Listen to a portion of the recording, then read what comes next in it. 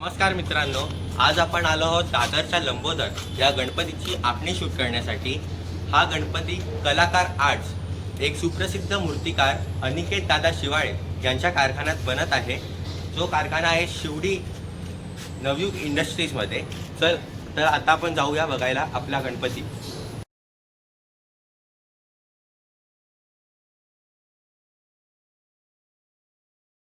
तर मित्रांनो, तुम्ही माझ्या मागे बघू शकता की हाच आहे अनिकेत दादा शिवाळे यांचा कारखाना कलाकार आर्ट. इथे तुम्ही मागी गणेश उत्सवची तयारी पाहू शकता. छोट्या छोट्या मूर्त्या बनवल्या आहेत आणि हे त्यांचं वर्कशॉप आहे. इथे तुम्ही पाहू शकता आपला दादरचा लंबोदर हा अनिकेत दादा शिवाळे यांची मूर्ती आहे आणि त्याची आखणी आता थोड्याच वेळात चालू होणार आहे. आता 11:15 वाजलेत आणि माहित नाही आम्हाला किती वाजता चालू होणार आहे. वाटते पूर्ण रात्र जाईल आज आपली आखणी शूट करण्यात. मित्रांनो, आता दादरच्या लंबोदर ह्या गणपतीची आखणी सुरू आहे आणि इथे महेश दादा ती करत आहेत. तर हे अनिकेत दादा शिवायचे मोठे भाऊ आहेत. आता आपण त्यांना काही प्रश्न विचारूयात. तर दादा, आता तुम्हाला किती वर्ष झाली तुम्ही ही आखणी करत आहात? मी गेले 17-18 वर्ष आहे आखणी करतोय. आणि सुरुवातीला मी विजेशतकडे 3 वर्ष काम केलं होतं, 7-8-9 पर्यंत.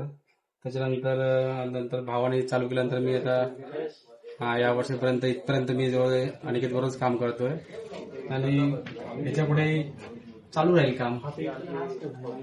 तर दादा, आता तुम्ही खूप आखण्या केल्या असतील, आता खूप गणपतींच्या आखण्या केल्या असतील.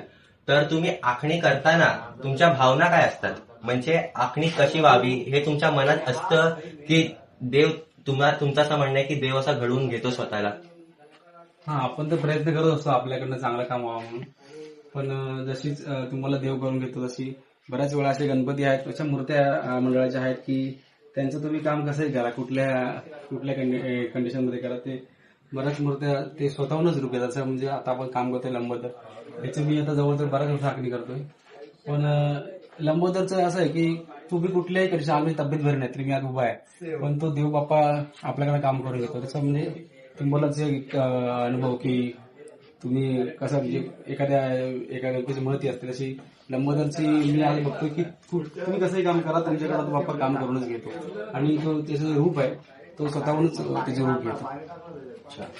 आता दादा, मनात भीती असते का? म्हणजे जेव्हा तुम्ही आखणी करता, आखणी करायच्या अगोदर किंवा नंतर, की आखणी बरोबर झाली आहे का की नाही झाली आहे, की मंडळात ते आवडेल का की नाही आवडेल, ह्याची काय तुम्हाला भीती असते का? थोडीफार असं भीती म्हणजे आपल्याला वाटतं की आपण काम करतोय तर ते मंडळाला आवडावं असं. परत बऱ्याच वेळा काही क्रिटिकल केस होतात, म्हणजे त्यांना माहिती पण नसते आर्ट बद्दल किंवा याच्यामध्ये, पण ते उगाच काहीतरी काढतात. मग त्याच्यामध्ये आपण तर दुर्लक्ष करायचं. आपल्याला माहिती आपण काम करतोय ना, आपल्या कंडिशनवरती आपण काम करतो, त्यामुळे बऱ्याच वेळा अशा गोष्टी आपण अवॉइड करायच्या असतात. तर धन्यवाद दादा, तुम्ही खूप सुंदर मुलाखत दिलीबद्दल.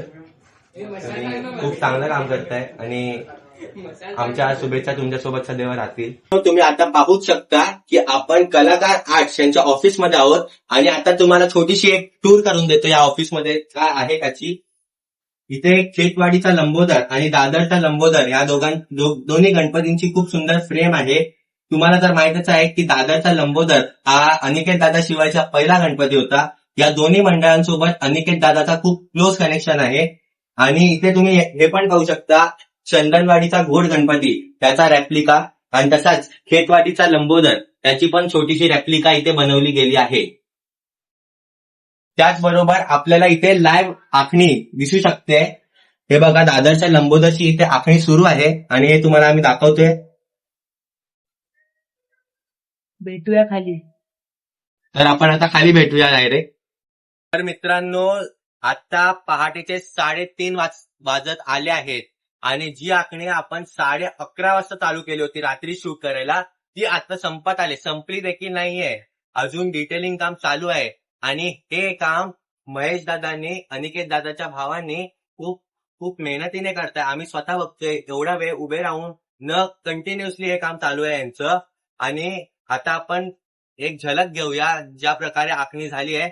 मूर्ती पूर्ण नाही दाखवणार, पण एक झलक दाखवतो आता तुम्हाला.